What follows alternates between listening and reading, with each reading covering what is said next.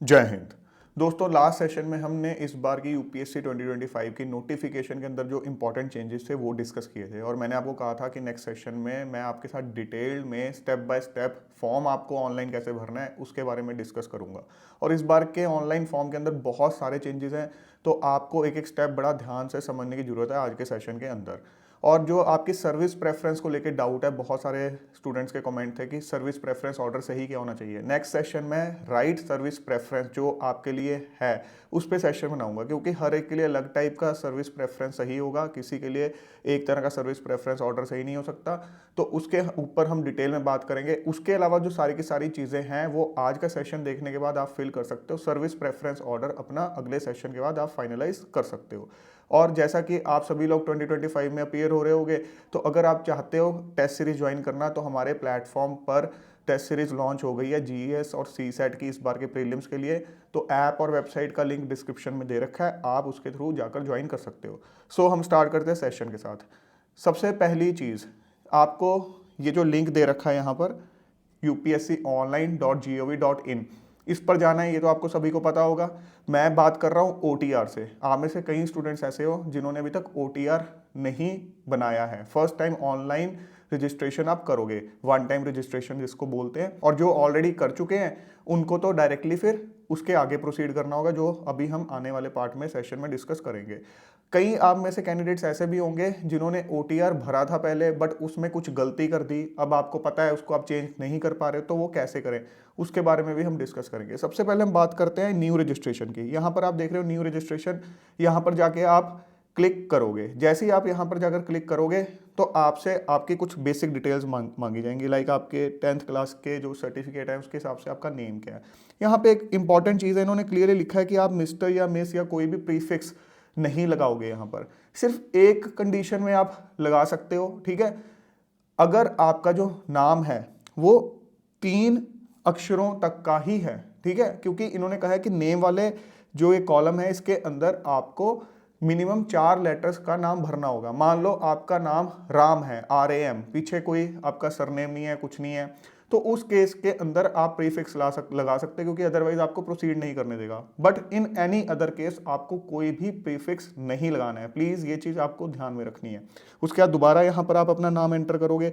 कभी आपने नाम अपना चेंज किया है, येस या नो। अगर चेंज किया है, अगर येस करोगे तो यहाँ पर चेंज नेम लिखोगे, अगर नो किया तो ये आपका नल एंड वॉइड हो जाएगा। उसके बाद यहाँ पर आप अपना जेंडर सिलेक्ट करोगे, दोबारा अपना जेंडर यहाँ पर सिलेक्ट करोगे, डेट ऑफ बर्थ और यहाँ पर verify date of birth. Please यहाँ पर क्लियरली लिखा हुआ है आपका मैट्रिकुलेशन जो सर्टिफिकेट है, सेकेंडरी एग्जाम का जो सर्टिफिकेट है उसके हिसाब से जो आपका डेट ऑफ बर्थ है वो भरना है। अपने किसी बर्थ सर्टिफिकेट के हिसाब से नहीं भरना, किसी 12th के सर्टिफिकेट, कुछ नहीं। आपको अपने 10th जो पासिंग सर्टिफिकेट है उस पर जो डेट ऑफ बर्थ है, यूपीएससी ने क्लियर लिखा हुआ है नोटिफिकेशन में, उसी को एक्सेप्ट करेंगे। और यूपीएससी ने इस बार क्लियरली ये भी लिखा हुआ है कि एक बार जो आपने बर्थ डिटेल्स दे दी उनको चेंज नहीं किया जाएगा बाद में। ये ना हो कि बाद में आप जाके बोलो कि 1 महीने बाद जागो, 2 महीने बाद जागो कि अब चेंज करनी है। पहले यूपीएससी फिर एंटरटेन कर लेता था कि अगर आप कोई वैलिड प्रूफ देते हो वहां पर आप कॉरेस्पॉन्डेंस करते हो, बट अब इस बार क्लियरली नोटिफिकेशन में लिखा है कि कोई भी चेंज अलाउ नहीं किया जाएगा।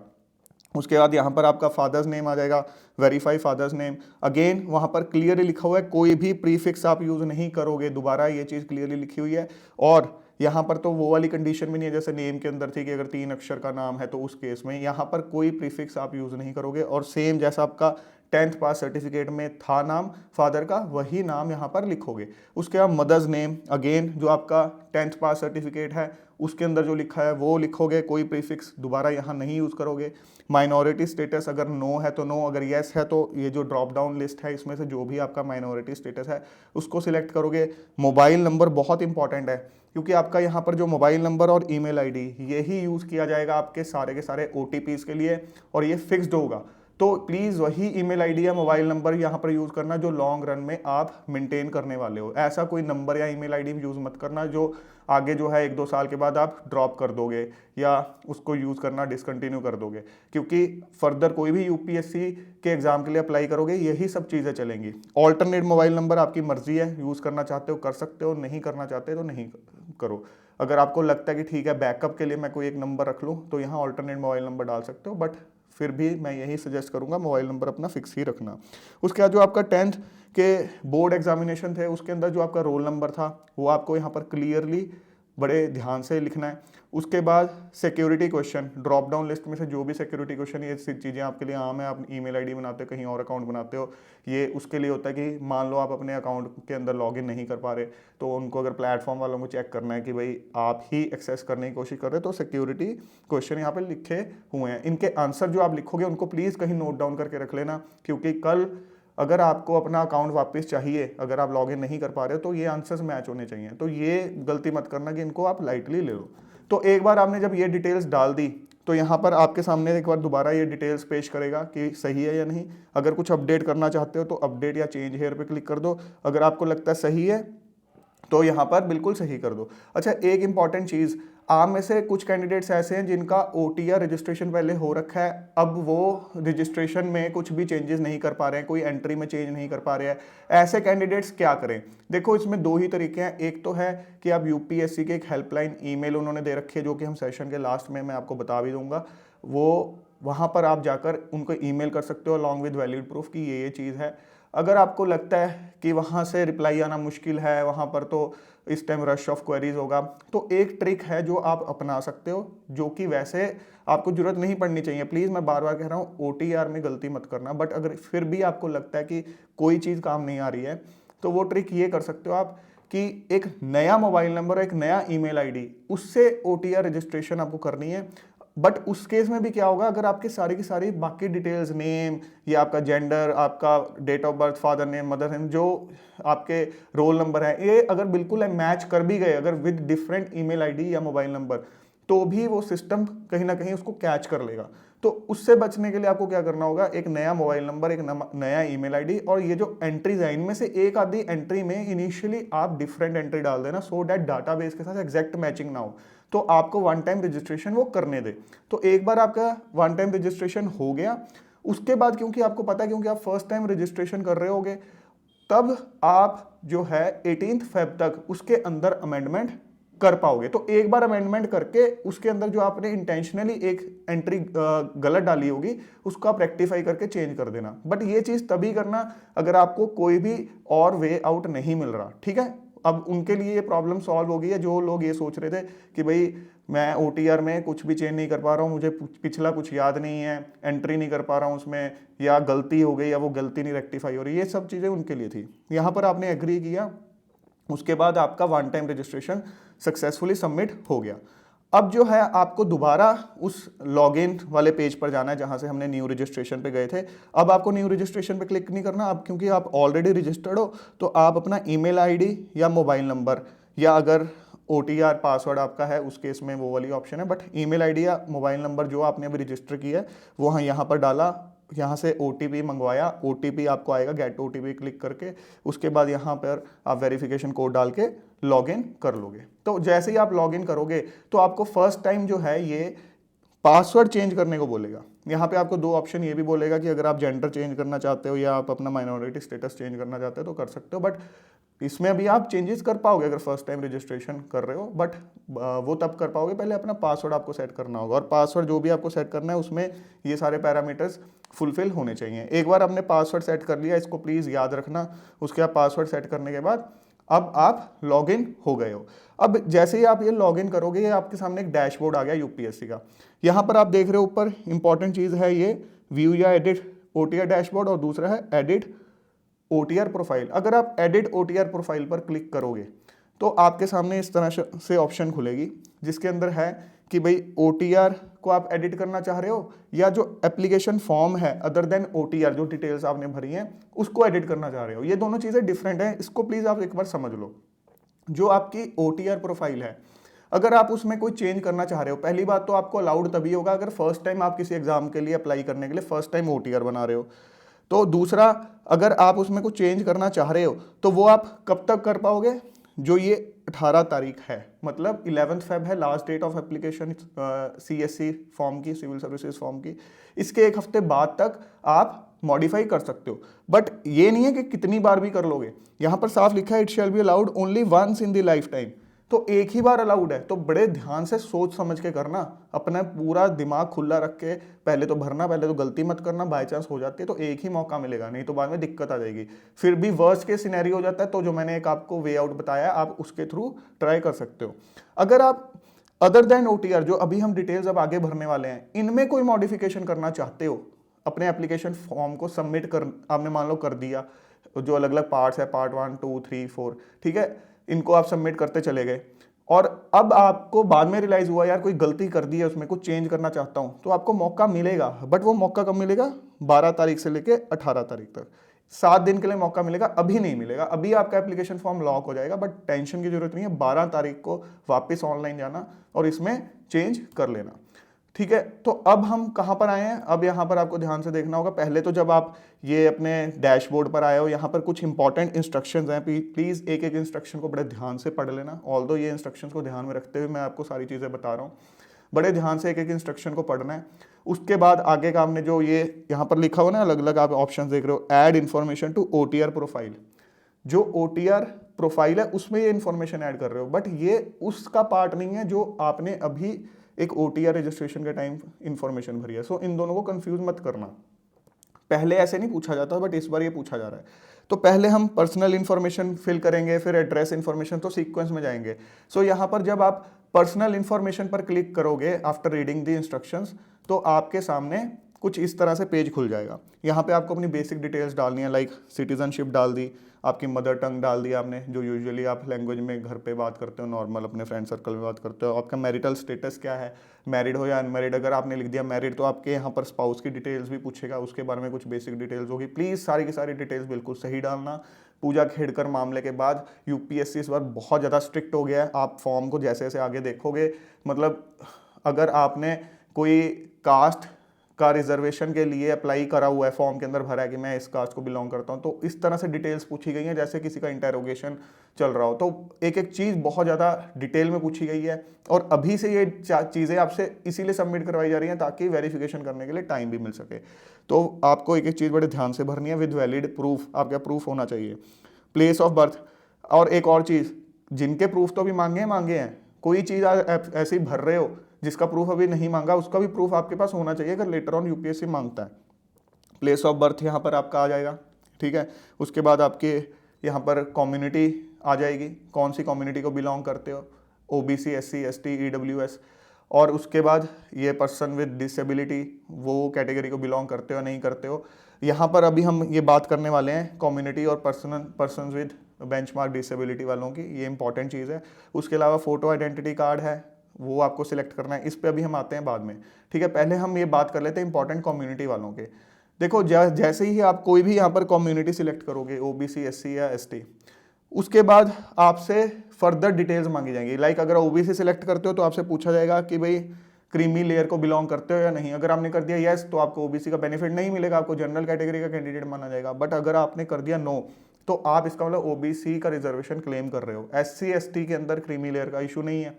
तो जैसे ही आप यहाँ पर नो करोगे या SC ST ऊपर सेलेक्ट करोगे, यहाँ पे आपसे certificate number, designation of issuing authority, और किस स्टेट या UT ऑफ इशूइंग अथॉरिटी, किस स्टेट का है वो अथॉरिटी, ठीक है, कौन सी डेट को इशू हुआ, उनका फुल एड्रेस, ऑफिस का फुल एड्रेस, और कौन सी आपकी कास्ट या कम्युनिटी है जो कि सर्टिफिकेट में मेंशन्ड है। उसके बाद यहाँ पर इंपॉर्टेंट चीज़, ये जो लिंक दिया हुआ है इस पर क्लिक कर लेना, अपनी जो स्टेट है उसकी लिस्ट खोलना और वहाँ पर सीरियल नंबर देखना कि आपकी कास्ट कौन से सीरियल नंबर पे है।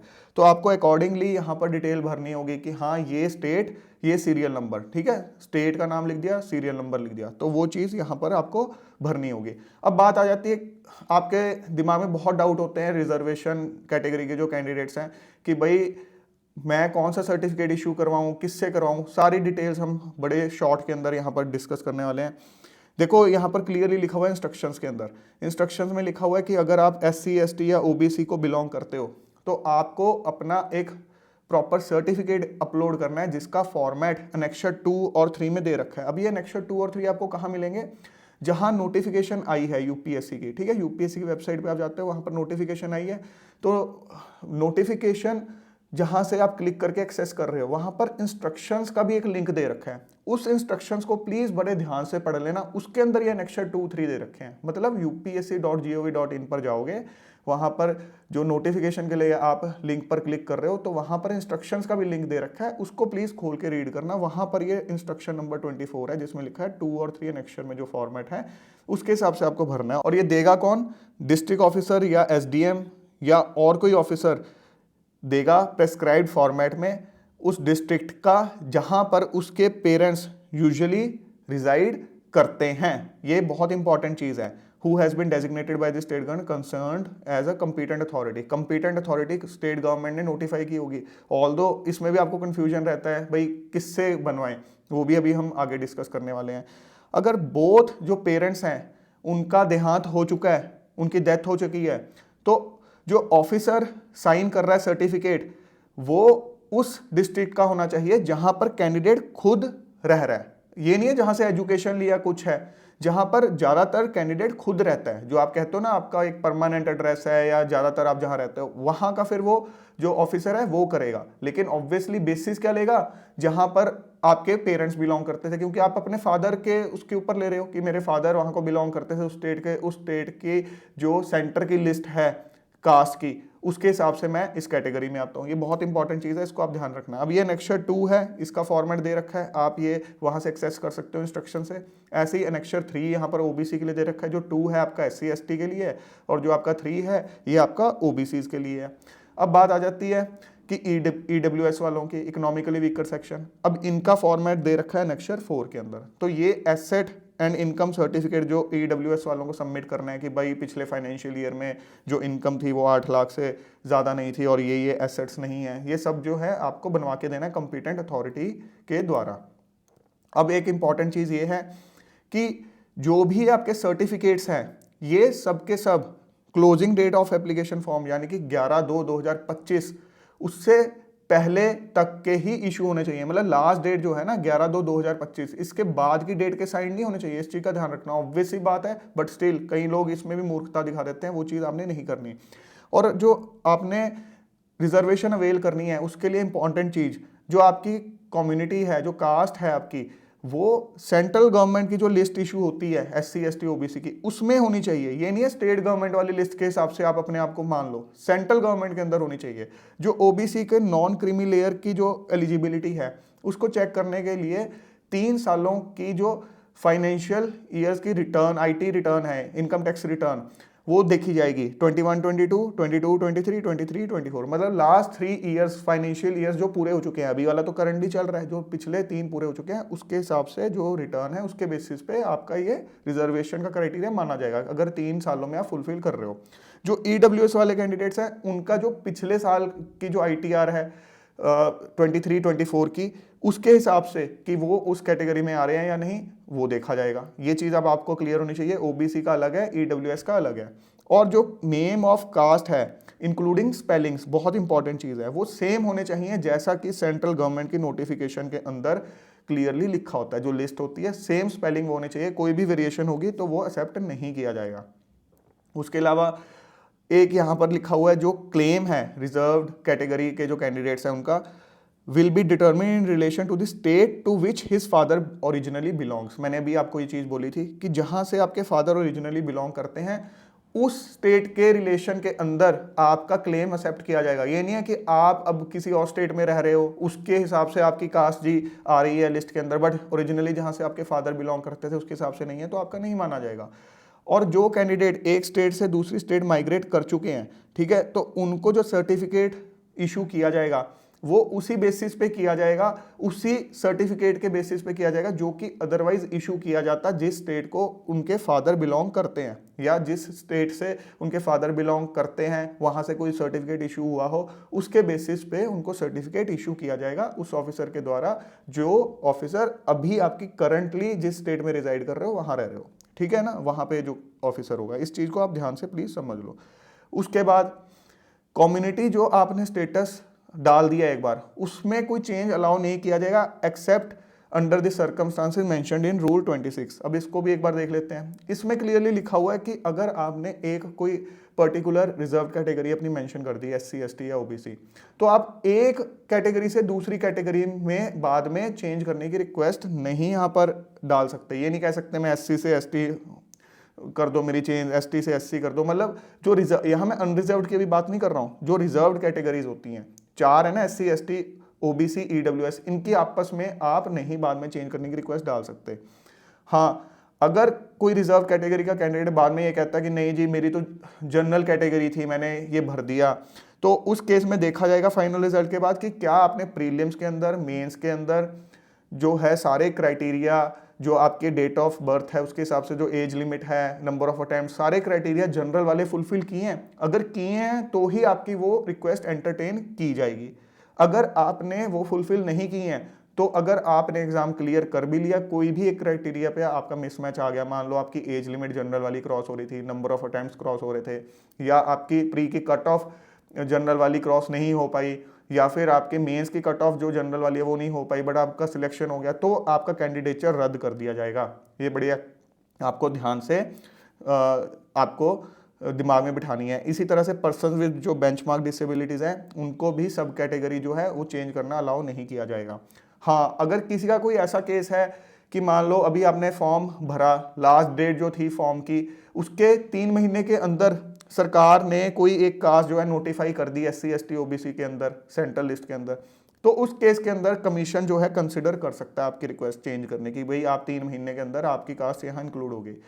इसी तरह से मान लो एग्जाम के प्रोसेस के दौरान किसी कैंडिडेट को कोई डिसेबिलिटी हो जाती है जो कि 40% से ज़्यादा है, तो उस केस के अंदर भी आप रिक्वेस्ट डाल सकते हो, तो वहाँ पर भी कमीशन जो है इस चीज़ को कंसिडर कर सकता है। ठीक है, तो इस चीज़ का भी आपको ध्यान रखना है।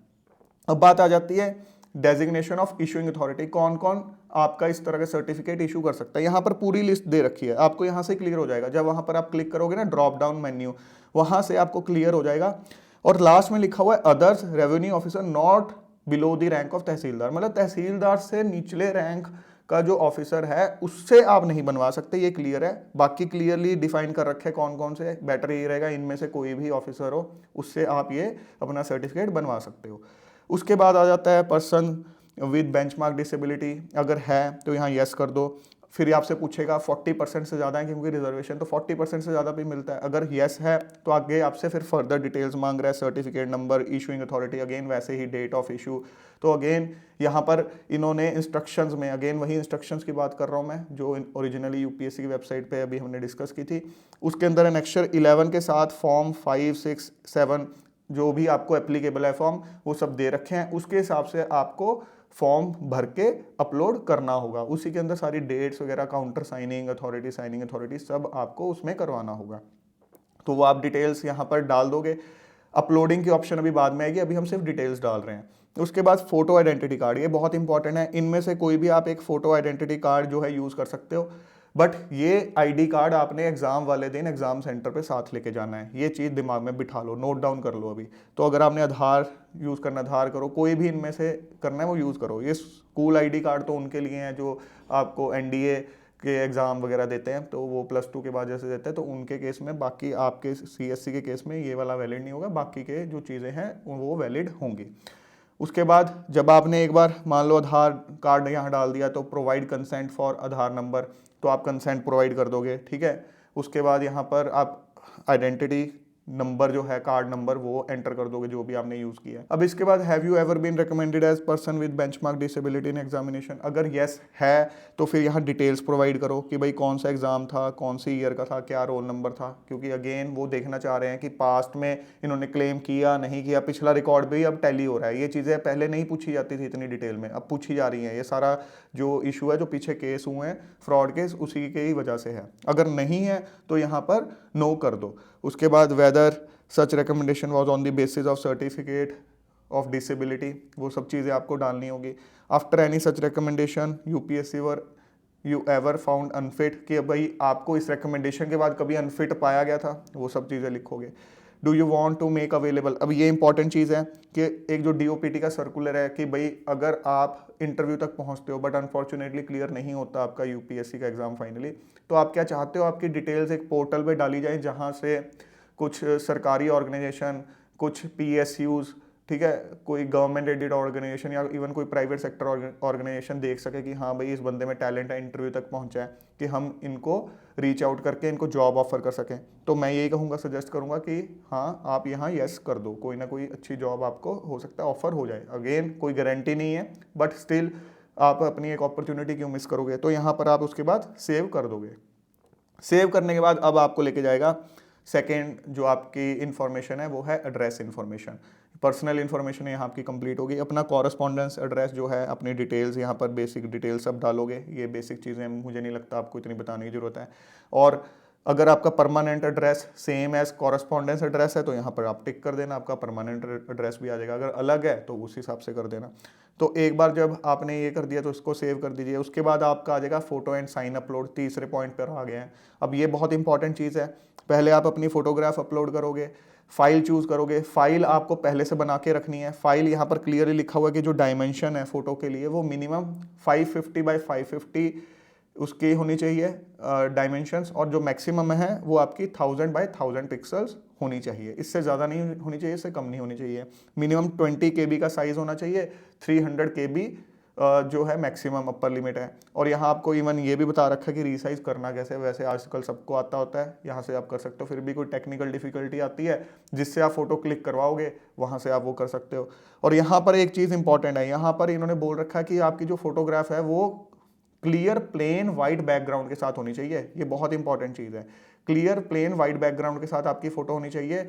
और उसका जो 3/4 एरिया होगा उसमें आपका फेस और हल्का सा आपका नेक वाला हिस्सा जो है वो आ सकता है। तो मेन फोकस आपके फेस पे है, ठीक है। तो 3/4 एरिया आपका जो है face, full face from head, from top of hair to bottom of chin, ये कवर करेगा। और उसके नीचे जो है आपका नाम, ये इंपॉर्टेंट चीज़ है, उसका नाम और उसके नीचे डेट ऑफ फोटो। और जो डेट ऑफ फोटो है वो not older than 10 days for filling online application form. जब आप भर रहे हो तो अभी क्लिक करवाओ, रिसेंट क्लिक करवाओ, 10 दिन से ज़्यादा पुरानी नहीं होनी चाहिए। और कुछ लोगों का डाउट होता है कि हाँ बीएड वाली अभी है, बाद में बीएड अगर हम शेव कर जाएं, या अभी क्लीन शेव है बाद में बीएड। देखो इस तरह की चीज़ कोई मत करना जिसमें बहुत ज़्यादा चेंज आए। फोटो में जो आपकी लुक है ना, प्लीज़ ट्राई टू मेंटेन उसके आसपास की लुक। बहुत ज़्यादा चेंज आएगा अननेसेसरी, वहाँ पर कोई सन की इंसान हुआ वो आपको अननेसेसरी परेशान करे, चाहे आपका एक कोई वैलिड केस हो। तो इसीलिए अपना जो है बिल्कुल उस हिसाब से रखना कि हाँ अगर क्लीन शेव हो तो क्लीन शेव होकर चले गए, बीएड है तो बीएड रख के चले गए, कोई बड़ा इशू नहीं। आप इतनी सी चीज़ों को भी इशू मत बनाया करो। एग्ज़ाम है, सारी ज़िंदगी आप मेहनत करते आए हो, पूरी ज़िंदगी का आपका आगे ये करियर का सवाल है। तो हमने एक इतने छोटे से इशू के लिए अपना कोई भी वो दिन ख़राब नहीं करवाना है। क्वालिटी फ़ोटो की अच्छी होनी चाहिए। उसके बाद यहाँ पर उसकी फ़ोटोग्राफ की बात होगी। सिग्नेचर्स के लिए भी यहाँ पर क्लियर इंस्ट्रक्शंस हैं। जो साइज़ है वो अगेन 300 KB से ज़्यादा नहीं होना चाहिए, 20 KB से कम नहीं होना चाहिए। यहाँ पर जो रेजोल्यूशन है उसका फ़र्क है, मिनिमम 350 बाई 350, मैक्सिमम 500 बाई 500, ठीक है। और यहाँ पर 24 बिट का वो बता रखा है। और जो भी आपका फोटो आइडेंटिटी कार्ड डॉक्यूमेंट जो अभी आपको आगे अपलोड करने के लिए बोलेगा वो PDF फॉर्मेट में उनको चाहिए। अगेन वो 20 KB से कम नहीं होगा और 300 KB से ज़्यादा नहीं होगा। ये चीज़ें आपको ध्यान में रखनी है। तो यहाँ पर हम फोटो और सिग्नेचर को अपलोड कर देंगे। एक चीज़ और आपको ध्यान रखनी है, यहाँ पर इन्होंने बोला कैंडिडेट जो है वो एग्जामिनेशन सेंटर पर एक्स्ट्रा कॉपीज फोटोग्राफ की लाएंगे similar to one uploaded in the application form. तो जो यहाँ पर आप अपलोड करोगे फोटो, प्लीज़ उसकी 2-4 कॉपीज एक्स्ट्रा एग्जाम डे पर लेके जाना। सो ये भी नोट कर लो, एक तो आपका ID कार्ड हो गया वो लेके जाना है, वो तो आपको बेसिक चीज़ें बाकी तो लेके जानी है, अपनी वाटर बॉटल, अपना जो बॉल पॉइंट पेन आप लेके जाओगे, बट साथ में ये अपनी फोटोग्राफ भी आपको एक्स्ट्रा लेकर जानी है। उसके बाद ये आपसे पूछेगा एजुकेशनल इंफॉर्मेशन। उसके अंदर आप पहले अपने 10th की डिटेल्स डाल दोगे, कौन सी डिवीजन में आपने पास किया, जिस तरह से इन्होंने लिखा है कि फर्स्ट है तो फर्स्ट लिख दो, सेकंड है तो 2 डाल दो, या थर्ड है तो थर्ड लिख दो। परसेंटेज कितनी आई, अगर आपका CGPA है तो CGPA भरो, दोनों में से एक चीज़ कि या तो परसेंटेज भरो या CGPA भरो। खाली भी छोड़ दोगे दोनों में से एक चीज़ को वो चल जाएगा, बट एक चीज़ भरनी होगी। कौन सी ईयर में पास किया, क्या क्या सब्जेक्ट्स थे वो यहाँ पर लिख दो। कॉमा डाल डाल के आप लिख सकते हो कौन सा आपका स्कूल था और किस बोर्ड के अंडर था, वो सीबीएसई था, आईसीएसई था, स्टेट बोर्ड था, ठीक है। इसको यहाँ पर आपने सेव कर दिया। उसके बाद ऐसे ही आपसे 12th की डिटेल्स पूछेगा, कंप्लीटेड या अपीयरिंग, ये एनडीए वालों के लिए होता है अपीयरिंग, आपका आ जाएगा कंप्लीटेड। अगेन कौन से डिवीजन में पास किया, परसेंटेज या सीजीपीए, दोनों में से जो भी था। उसके बाद ईयर हो गया, सब्जेक्ट हो गया, नेम हो गया, आपका बोर्ड का नाम हो गया।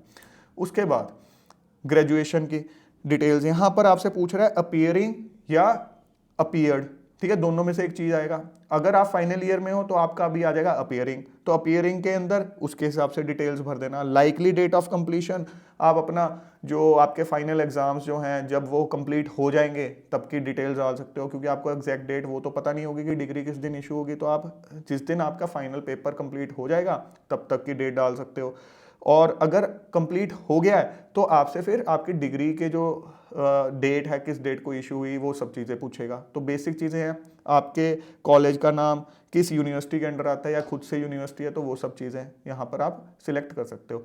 अच्छा, यहाँ पर एक और इम्पॉर्टेंट चीज़, कुछ लोग ऐसे हैं जिन्होंने गलती से मान लो पहले यहाँ पर अपीयरिंग या अपीयर्ड सिलेक्ट कर लिया, जैसे मान लो अपीयर्ड सिलेक्ट कर लिया तो आपसे वो डिटेल्स पूछने लग जाता है, फिर आपको ध्यान आता है यार मैंने गलती से सिलेक्ट कर लिया, मेरा तो अपीयरिंग केस है, तो ये फिर आपको वो अपीयरिंग वाला दिखाता ही नहीं है। ऐसे कैंडिडेट्स को क्या करना है, आप रैंडमली कुछ भी डिटेल्स भर देना। अपीयर्ड जैसे आपने सिलेक्ट कर लिया, जो डिटेल्स आपसे मांग रहा है भर देना, रैंडमली कुछ भी भर देना, सेव कर देना। उसके बाद यहाँ पर जहाँ पर आप सेव कर दोगे उसके बाद आपको डिलीट की ऑप्शन दिखाता है वहाँ पर। जब आपने एक बार सेव कर दिया ना उसी टाइम, उसके बाद आपको डिलीट का ना एक आपको सिंबल दिखाएगा, उस पर क्लिक करके उसको डिलीट कर देना। फिर दोबारा आपसे पूछने लग जाएगा कि अपीयरिंग है या अपीयर्ड, तब आप उसको अपीयरिंग कर देना, ठीक है। तो ये आपका इशू यहाँ रिजॉल्व हो जाएगा।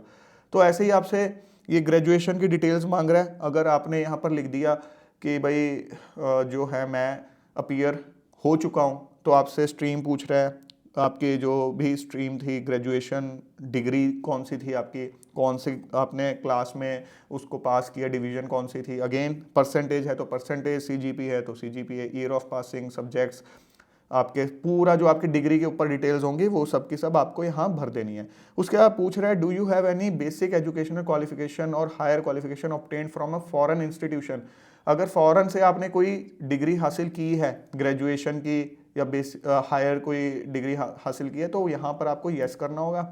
यस करोगे तो उस केस के अंदर आपको फिर उसकी बेसिक सी डिटेल्स पूछेगा, उसमें कोई बहुत ज़्यादा डिटेल्स नहीं पूछेगा। एक इंपॉर्टेंट चीज़ जो इस बार मैंने लास्ट सेशन में बताया था, जो बड़ा चेंज हुआ है एजुकेशनल क्वालिफिकेशन को लेके, कि पहले अगर आप फाइनल ईयर में होते थे तो आप अपने प्रीलिम्स एग्जाम के अंदर तो अपीयर हो जाते थे, बट जैसे ही आप प्रीलिम्स क्लियर करते थे तो यूपीएससी आपसे पासिंग प्रूफ मांगता था कि भाई आपने ग्रेजुएशन क्लियर कर ली है। तो जिन कैंडिडेट्स के पास नहीं होता था वो मेंस के लिए अप्लाई नहीं कर पाते थे। बट अब यूपीएससी ने इस बार लिखा हुआ है नोटिफिकेशन के अंदर कि जो अपीयर हो रहे हैं, ठीक है, जो अभी अपीयर हो रहे हैं, intend to appear at qualifying examination will also be eligible for admission to written part, कि अब मेंस तक भी उनको अलाउ कर दिया जाएगा। मतलब आपसे जो आपका पासिंग सर्टिफिकेट है वो प्री क्लियर करने के बाद नहीं मांगा जाएगा, जब आप मेंस क्लियर कर लोगे उसके बाद एक विंडो होगी 15 दिन की, उस दौरान मांगा जाएगा, ठीक है। ये बहुत इंपॉर्टेंट एक चीज है जो आपको पता होना चाहिए।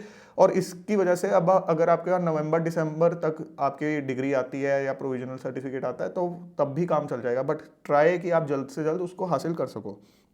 इसमें अब आपसे जो भी आपसे वो फॉरेन इंस्टीट्यूशन की डिटेल्स है वो यहाँ मांगी जा रही है, तो अकॉर्डिंगली आपने भर देना है, इसमें कोई ऐसा कोई बड़ा इशू नहीं है। उसके बाद आगे चलते हैं, अब आपसे डॉक्यूमेंट्स अपलोड करने के लिए कह रहे हैं। सारे के सारे डॉक्यूमेंट्स जो हैं वो आपके पीडीएफ फॉर्म में होंगे, ये यहाँ पर इंपॉर्टेंट चीज़ है जो कि आपको ध्यान में रखनी है। और जो साइज़ है वो 1 MB तक का हो सकता है, यहाँ पर लिखा है 1 MB साइज़ इन पीडीएफ फॉर्मेट। तो आपने पहले अपना 10th पास सर्टिफिकेट यहाँ अपलोड कर देना है, फिर अपना ग्रेजुएशन का सर्टिफिकेट या मार्कशीट जो भी आपका वो है, उसके बाद जो फोटो आईडी आपने सिलेक्ट की है उसी को यहाँ पर अपलोड करना है। अगर आप SC ST या OBC के लिए क्लेम कर रहे हो तो वो सर्टिफिकेट, या नॉन क्रीमी लेयर OBC के लिए जो कर रहे हो, उसके बाद EWS का कर रहे हो जो हमने सारे एनेक्शर की बात करी थी उस फॉर्मेट में, वो अपलोड कर देना है। उसके बाद यहाँ पे आपने एक अंडरटेकिंग, खुद की अंडरटेकिंग जो है अपलोड करनी है, जो कि OBC और EWS कैंडिडेट्स के लिए है। इस पर आप क्लिक करोगे, यहाँ पर आपके सामने ये ब्लू कलर के अंदर जो लिखा हुआ है OBC declaration, EWS undertaking pro forma, दोनों के लिए अलग अलग है। तो उस पर यहाँ पर जो है इस पर क्लिक करोगे तो आपको ये दिखा देगा यहाँ पर परफॉर्मा। इसको आपको डाउनलोड करके इसको भर के इसको भी आपको अपलोड करना होगा, ठीक है।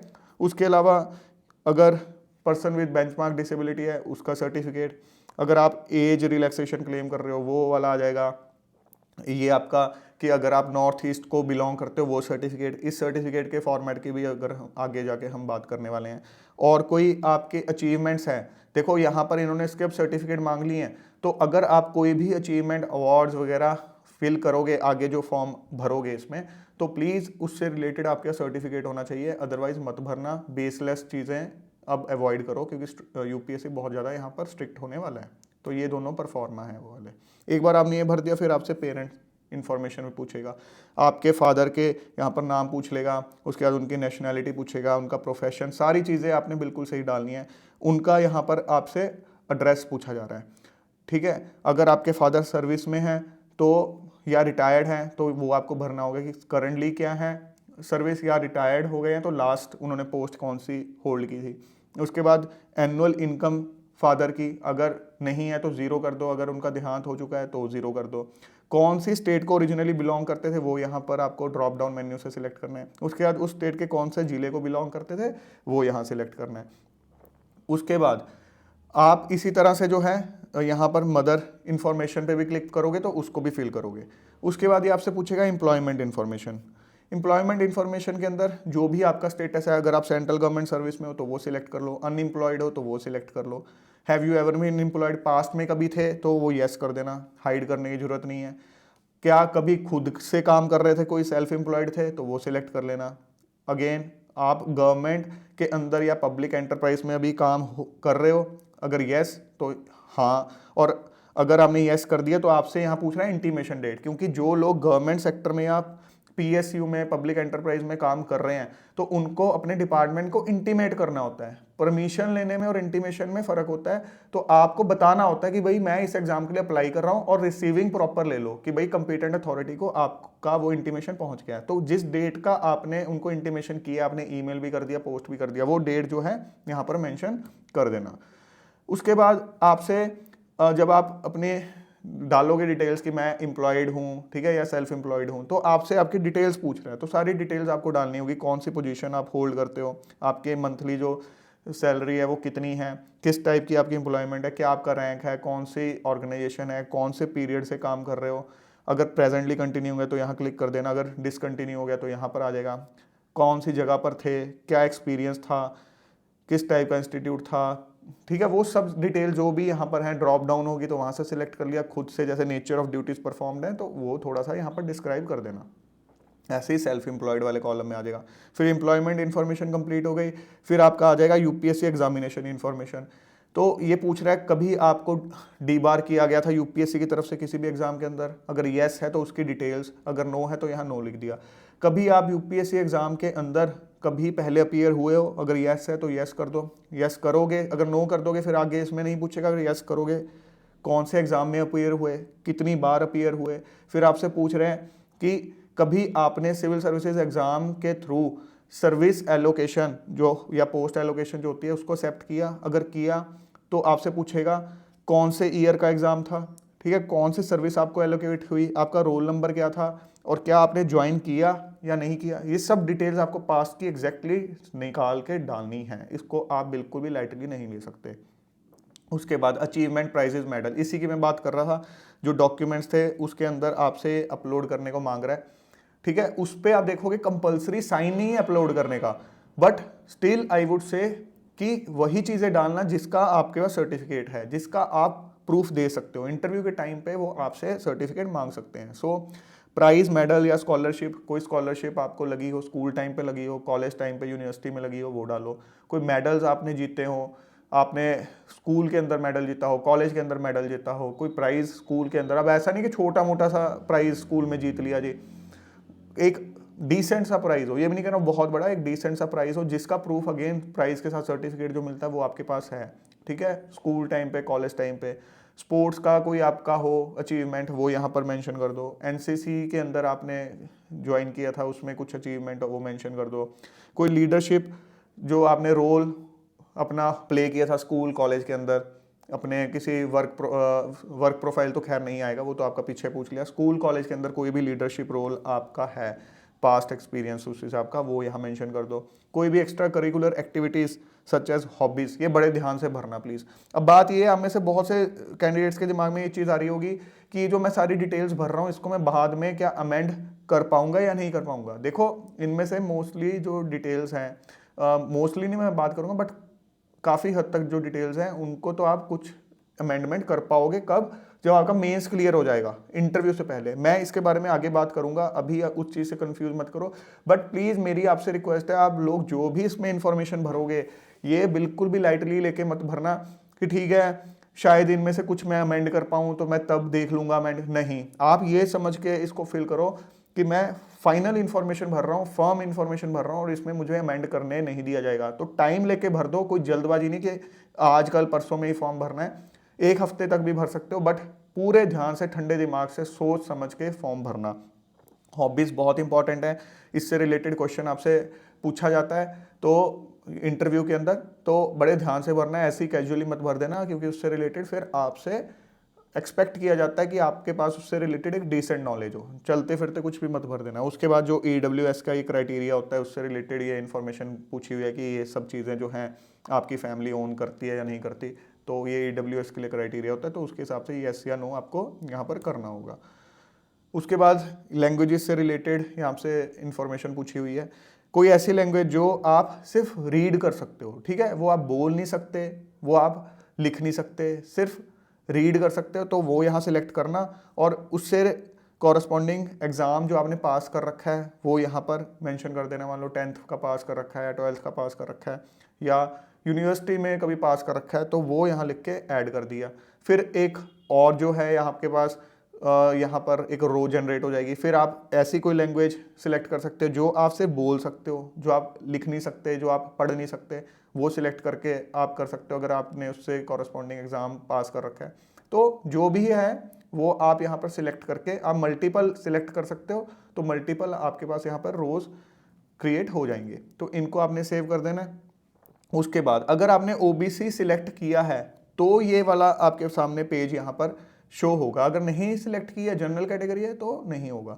तो OBC का यहाँ पर एनेक्शर जो है बड़ा इंपॉर्टेंट है, बहुत डिटेल में पूछ रखा है। यहाँ पर आप जैसे ही करोगे कि हाँ मैंने ये जो दोनों नोटिफिकेशन हैं ये पढ़ लिए हैं, इनको प्लीज़ यहाँ पर क्लिक करके पढ़ लेना। क्राइटेरिया दे रखा है, ऑल्दो आपको पता होगा जो 8 लाख का क्रीमी लेयर वाला क्राइटेरिया है, बट उसको फिर भी एक बार नोटिफिकेशन को पढ़ लेना। आपसे यहाँ पे कंफर्मेशन ली जा रही है कि आपने पढ़ लिया, इसको कर दो यहाँ यस। उसके बाद आपसे ये बहुत डिटेल्स पूछेगा, हद से ज़्यादा डिटेल्स यहाँ पर पूछी जाएंगी। आपके फादर की जो डिटेल्स हैं उनका पैन नंबर पूछा जाएगा। उसके बाद आपके मदर का यहाँ पर पैन नंबर पूछा जाएगा। फादर का प्रोफेशन पूछा जाएगा, क्या वो सर्विस में हैं या थे, अगर हैं तो कौन सी सर्विस में है, कौन सी पोजीशन होल्ड कर रहे हैं, सारी की सारी डिटेल बड़े ध्यान से पढ़ पढ़ के आपको यहाँ पर डालनी है। अगर अभी नहीं है, रिटायर्ड हैं, तो पूछा जाएगा कि किस पोजीशन पर थे, क्या डायरेक्टली रिक्रूटमेंट से उनको सिलेक्ट किया गया था, अगर किया गया था तो वो सारी डिटेल्स, कौन से ग्रेड की वो सर्विस थी, कौन से ईयर में उन्होंने ज्वाइन किया, कभी उन्होंने कोई कॉन्स्टिट्यूशनल पोस्ट होल्ड की है या नहीं की है, अगर आपके फादर का देहांत हो गया है तो डेट ऑफ हिज डिमाइज। तो ये सारी की सारी की सर्विस के दौरान उनको कोई इस तरह की सिचुएशन तो नहीं हो गई थी कि जिस वजह से वो सर्विस कंटिन्यू नहीं कर पाए, वो सब चीज़ें।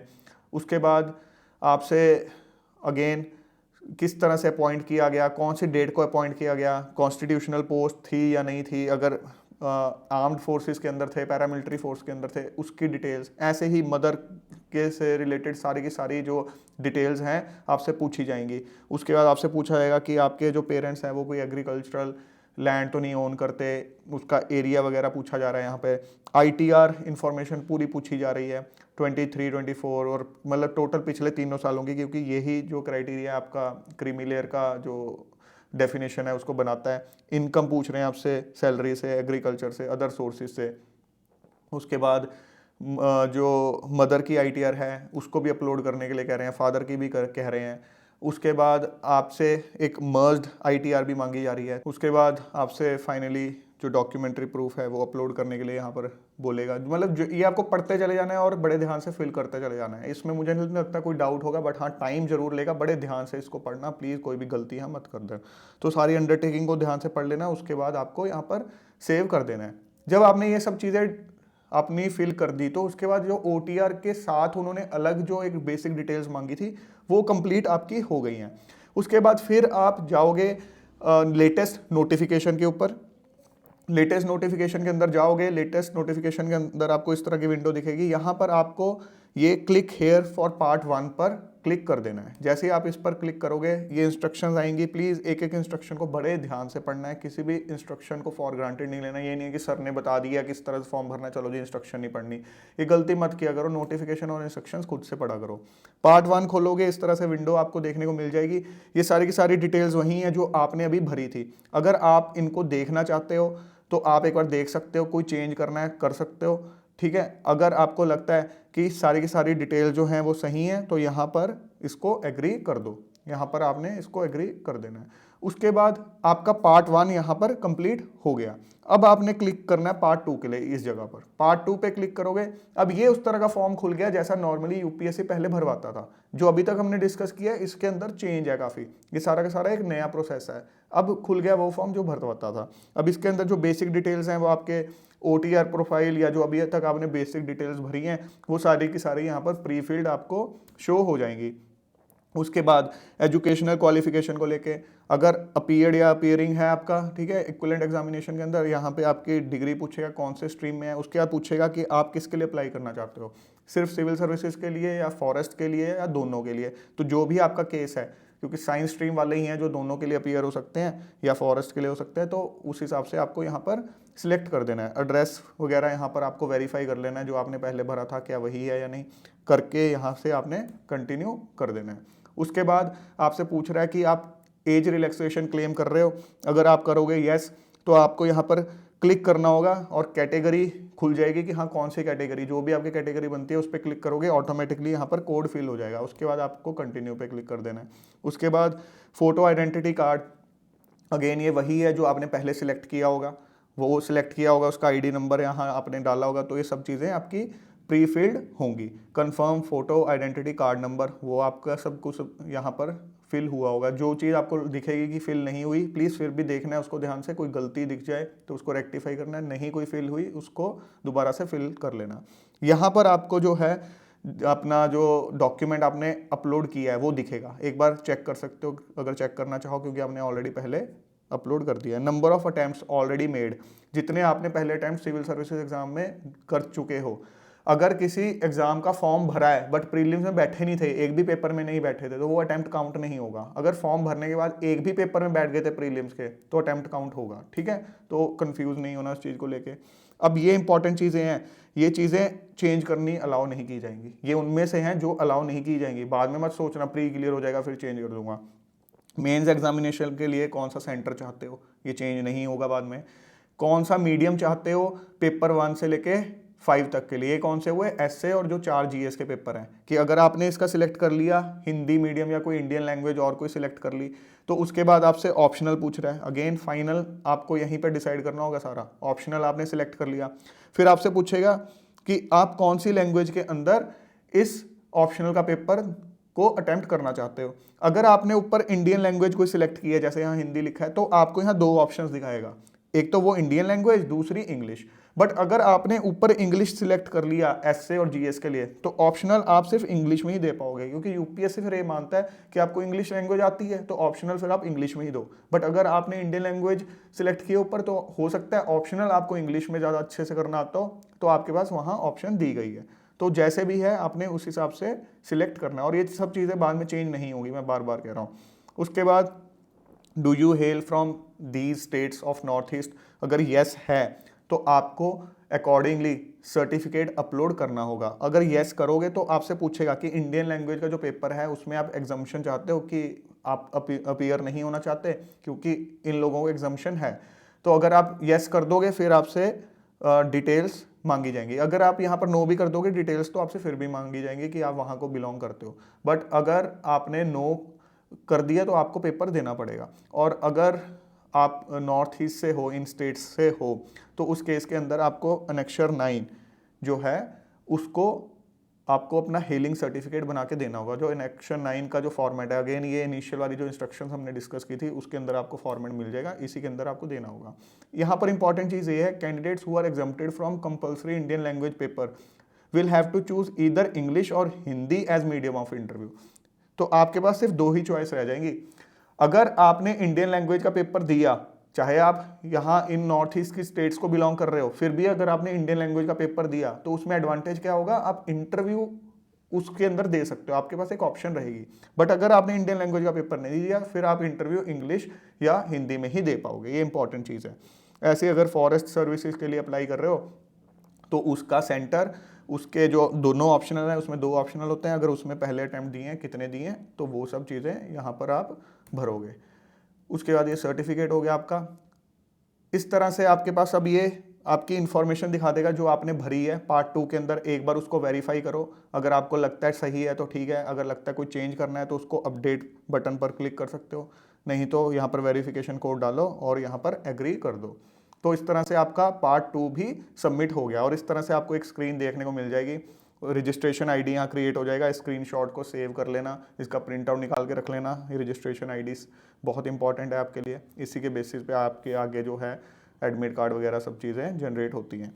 उसके बाद यहाँ पर आप क्लिक करो, नीचे लिखा हुआ है click here for DAF of CSM part 3, इस पर आपको क्लिक करना होगा। अब जैसे इस पर क्लिक करोगे तो आपसे पूछेगा कि भाई language medium for interview test, आप इंटरव्यू कौन से मीडियम में देना चाहते हो। तो इंपॉर्टेंट, बड़े ध्यान से अभी डिसाइड कर लो कौन से में देना चाहते हो। अगेन ये मत सोचना बाद में मैं चेंज कर पाऊंगा नहीं कर पाऊंगा, ये क्वेश्चन दिमाग में रखो ही मत। फॉर्म भरो ये सोच के कि ज़्यादातर इंफॉर्मेशन मैं चेंज नहीं कर पाऊंगा। अगर कोई इन्फॉर्मेशन अलाउ करता है यूपीएससी, वैसे ही नोटिफिकेशन के अंदर कुछ एक चीज़ें लिखी है, मैं अभी आपसे डिस्कस करूंगा कि जो मेंस क्लियर करने का यूपीएससी आपको चेंज करना अलाउ कर देगा, बट हमने उस चीज़ पे रिलाई नहीं करना। हम ये सोच के भर रहे हैं कि कुछ भी चेंज नहीं कर पाएंगे। तो जो भी मीडियम सिलेक्ट करना चाहते हैं वो करो। फादर जो है अलाइव हैं या नहीं, वो मदर अलाइव हैं या नहीं, पर्सन विद बेंचमार्क डिसेबिलिटी हो या नहीं, ये प्री फील्ड होगा, इसको आप चेंज नहीं कर पाओगे। उसके बाद आपकी जो एजुकेशनल क्वालिफिकेशन है, जो मिनिमम रिक्वायर्ड है ग्रेजुएशन, वो कंप्लीटेड है या नहीं। अगर कंप्लीटेड है तो उन्होंने कहा है कि अपलोड करनी होगी उसकी स्कैन्ड कॉपी, ठीक है। वो डॉक्यूमेंट्स में ऑलरेडी आप वो सब चीज़ें कर चुके हैं। इसके बाद आ जाता है आपका सर्विस प्रेफरेंस। ये बहुत इंपॉर्टेंट चीज़ है, इसके ऊपर डेडिकेटेड मैं एक अलग सेशन इसके बाद बनाऊंगा। इस सेशन के बाद तो मैंने आपको पहले भी बताया है स्टार्टिंग में, तो अभी आप जो बाकी की सारी चीज़ें हैं उनको फिल कर लो तसल्ली से। सर्विस प्रेफरेंस में जल्दबाजी मत करो, क्योंकि ये बहुत क्रिटिकल चीज़ है। बहुत से कैंडिडेट्स 2 3 4 सर्विसेज को ध्यान में रख के बाकी रैंडमली भर देते हैं, बाद में कहीं मिडल में रैंक आता है तो पछताते हैं कि उनके रैंक पे एक ऐसी सर्विस अवेलेबल थी जो शायद उनके लिए ज़्यादा सूटेबल थी। तो वो गलती आपने नहीं करनी है। मैं बहुत डिटेल में आपके साथ डिस्कस करूंगा सो डैट आप अपना एक फाइनल परफेक्ट सर्विस प्रेफरेंस खुद के लिए जो है वो फाइनलाइज कर सको। बट वैसे बता देता हूं कि इसके अंदर आपको सारी जो सर्विसेज हैं उनके आगे कोई ना कोई नंबर इंडिकेट करना है। नंबर इंडिकेट कैसे करना है, जिसको आप फर्स्ट प्रेफरेंस देना चाहते हो उसको 01, सेकंड वाले को 02, इस तरह से देना है। कोई सर्विस ऐसी है जिसके लिए आप चाहते हो कि भाई मुझे कंसिडर ना किया जाए, उसके लिए 99 आपने लिख देना है, 99। और ये इंस्ट्रक्शंस प्लीज़ क्लियरली पढ़ लेना, यहाँ पर साफ क्लियरली एक एक चीज़ डिफाइंड है। बिल्कुल आंखें बंद करके फॉर्म मत फिल किया करो, ध्यान से इंस्ट्रक्शंस पढ़ के ये सब चीज़ें यहाँ पर लिखी हुई हैं। अकेला 1 नहीं लिखना है, 01 02 इस तरह से करते करते जहाँ तक जाना है आपने सारी की सारी भरनी है। 23 तक जाओगे, कम भरनी है तो वहाँ तक जाओगे, बट जो नहीं आप कंसिडर करवाना चाहते खुद के लिए वहाँ 99। बट मैं कभी नहीं कहूँगा कि हाँ 99 लिखो, पता नहीं चलता टाइम का आज आपका दिमाग में है कि नहीं मैं तो इन 2 3 4 सर्विसेज के अलावा ज्वाइन नहीं करूँगा। समय का नहीं पता होता कब आपको लगे कि नहीं यार ये सर्विस भी मिल जाती तो भी सही था। तो आपका क्या जा रहा है, आप भर दो, ठीक है। उसके बाद ये इस तरह से आप भर दोगे। अगेन ये जो ऑर्डर मैं यहाँ पर लिख रहा हूँ, प्लीज़ इसको कोई ये परफेक्ट ऑर्डर मत मानना, ये एक रैंडम ऑर्डर लिख दिया है एग्जाम्पल के तौर पे। जस्ट मैं ये दिखाना चाहता हूँ, लाइक अगर आप इस सर्विस के लिए कुछ को कंसिडर नहीं करवाना चाहते तो 99 लिख दो, जिनके लिए चाहते हो उस तरह से लिख दो। सही ऑर्डर आपके लिए क्या है वो अलग सेशन में डिस्कस किया जाएगा, ठीक है। उसके बाद यहाँ पर एक चीज़ इंपॉर्टेंट है, जब आप civil services main exam clear कर लोगे, उसके बाद एक 15 दिन की विंडो दी जाएगी। उसके अंदर आपको एक तो जो आपकी क्वालिफिकेशन स्टेटस है अगर वो चेंज हो गया, पहले अगर आपने लिखा था अपीयरिंग, फिर अगर हो गया अपीयर्ड, तो वो अपडेट करने का मौका दिया जाएगा। और साथ में जो भी आपका पासिंग प्रूफ है डिग्री का या मार्कशीट कुछ भी है उसको अपलोड करना होगा। और इन दिस, ये नोटिफिकेशन के अंदर लिखा हुआ है, इन दिस पीरियड कैंडिडेट्स को जो पर्सनालिटी टेस्ट के लिए क्वालिफाई किए होंगे क्योंकि मेंस क्लियर किया होगा, तो उनको अपना एक तो कॉरेस्पॉन्डेंस या परमानेंट पोस्टल एड्रेस अपडेट करने की ऑप्शन दी जाएगी, हायर एजुकेशनल क्वालिफिकेशन अपडेट करने की दी जाएगी, क्योंकि ये हो सकता है उस दौरान चेंज हो जाए, कोई अचीवमेंट आपने उस टाइम पाई हो नहीं वो चेंज करने दिया जाएगा। एम्प्लॉयमेंट स्टेटस, सर्विस एक्सपीरियंस हो सकता है बढ़ गया हो, चेंज हो गया हो, वो चेंज करने दिया जाएगा।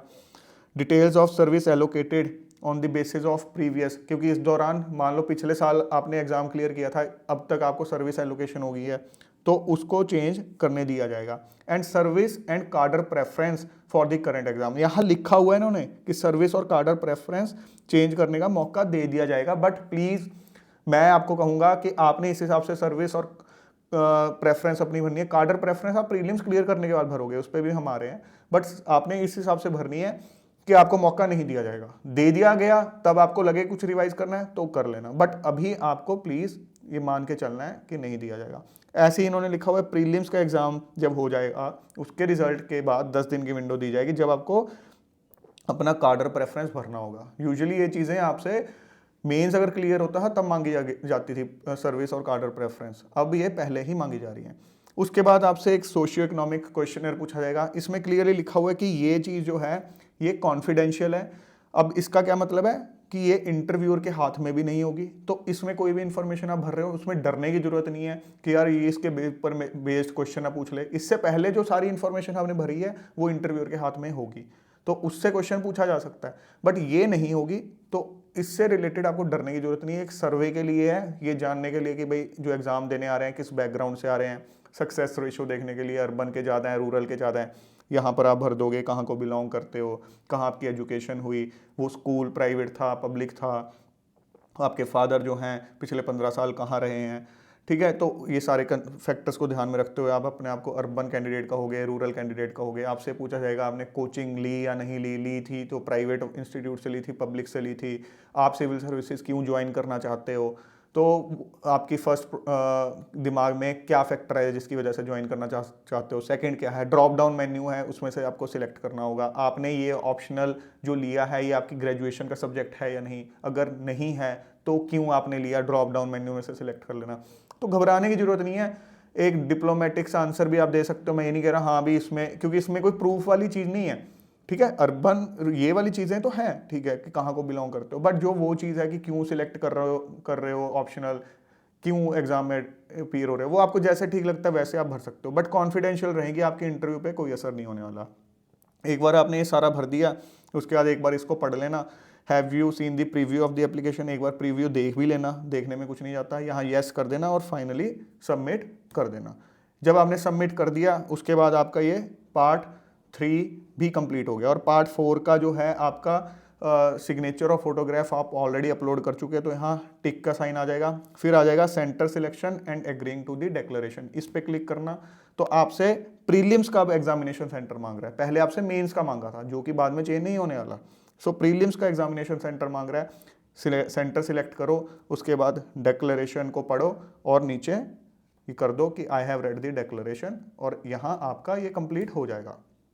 इंपॉर्टेंट चीज़ ये है कि कैंडिडेट्स जो हैं उनको कुछ भी डॉक्यूमेंट हार्ड कॉपी जो है वो भेजने की नहीं जरूरत है, यहाँ पर क्लियरली लिखा हुआ है, ठीक है। तो कोई प्रिंट आउट भेजने की जरूरत नहीं है, अपने रेफरेंस के लिए जो है खुद के पास रख सकते हैं, बट भेजने की जरूरत नहीं है। कोई भी आपकी क्वेरी है, फिर भी आपको कोई डाउट लग रहा है, कोई आपकी टेक्निकल क्वेरी आ रही है, इन्होंने नंबर्स कुछ यहाँ पर दे रखे हैं यूपीएससी ने, इन पे कांटेक्ट कर सकते हो। यहाँ पे ये ईमेल आईडी दे रखा है upscoap@nic.in, इस पे आप डिटेल्स के साथ क्या डिटेल्स आप चेंज करवाना चाहते हो, मान लो OTR में दिक्कत आ रही है, आप कुछ चेंज नहीं कर पा रहे हो, वैलिड प्रूफ के साथ भेज सकते हो। अगेन रश ऑफ क्वेरीज होगा, हो सकता है रिप्लाई ना आए, हो सकता है आ जाए, डिपेंड करता है, बट जो भी है सारी डिटेल सारे वे आउट मैंने आपके साथ डिस्कस किए हैं। ये भी एक ईमेल आईडी दे रखा है वैसे तो, बट आप इन दोनों ईमेल आईडीज़ पे ड्रॉप कर सकते हो और ये एक रख सकते हो उम्मीद कि आपको रिप्लाई आएगा। बाकी आप अगर ज़्यादा ही आपका कुछ इशू है, सीरियस इशू है, तो आप यूपीएससी में इन पर्सन भी जा सकते हो। वहाँ पर स्पेसिफाई कर रखा है नोटिफिकेशन के अंदर कि इस गेट पे, मेरे ख्याल से गेट नंबर सी था शायद, कि वहाँ जाकर आप उनसे अपना इशू डिस्कस कर सकते हो। मान लो अगर आपका ऑनलाइन या ये फ़ोन के थ्रू वो नहीं होता रेक्टिफाई।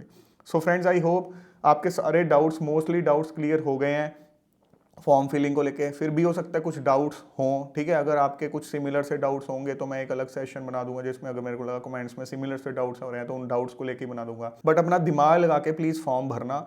सारी नोटिफिकेशन, सब इंस्ट्रक्शंस जहाँ पर भी दे रखी हैं, प्लीज़ ध्यान से केयरफुली उनको पढ़ना। जो भी इंफॉर्मेशन चाहिए उनको पहले कंपाइल कर लेना। जल्दबाजी मत करना, यहाँ कोई रेस नहीं लगी हुई है, जल्दबाजी नहीं करने की जरूरत। सर्विस प्रेफरेंस बहुत इंपॉर्टेंट चीज़ है, बहुत जल्द उस पर भी सेशन आने वाला है, तो उस सेशन के बाद आप सर्विस प्रेफरेंस ऑर्डर भर सकते हो।